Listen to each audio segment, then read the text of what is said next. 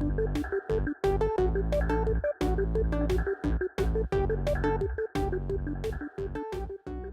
been a lot of talk of using new technologies and new collaborative environments and video channels and to kind of build an INET community of young economists all over the world. I mean, do you see that as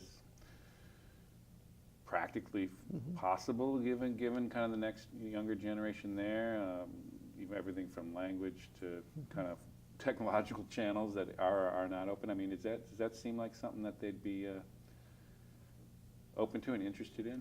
I think it would be very interesting. I think you certainly could do it. The internet is controlled in very profound ways in China, but I think in this realm, the economic realm is as free as any realm because they too want to make money.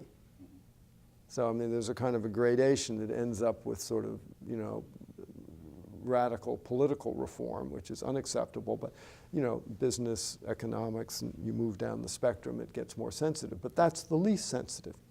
I think it would be a very interesting exercise, maybe a little bit like our China Boom project, where we've interviewed 100 and whatever it is, people, for you to go and do, say, 20, 25 economists or people who have, or officials, ex-officials, present officials, to see what are they thinking about and what would they find, what role could they imagine for China playing comfortably, and what would be the sequence of China's involvement, and how would we go about reassembling a post-Bretton Woods architecture.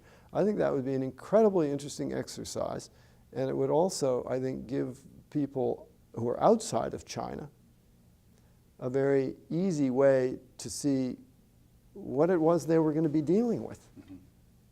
Fascinating. And on a very practical level, I mean, how widespread would English be in those circles? Is that something You know, that it doesn't matter. Doesn't matter, okay. It's reasonably widespread, but I would say let them talk in Chinese. Yeah. Because that's what they do best. Exactly.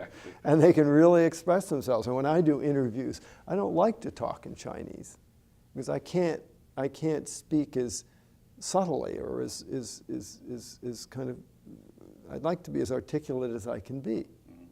So I would say do it in Chinese and do a voiceover or do subtitles and then do a transcript in English. Fair enough?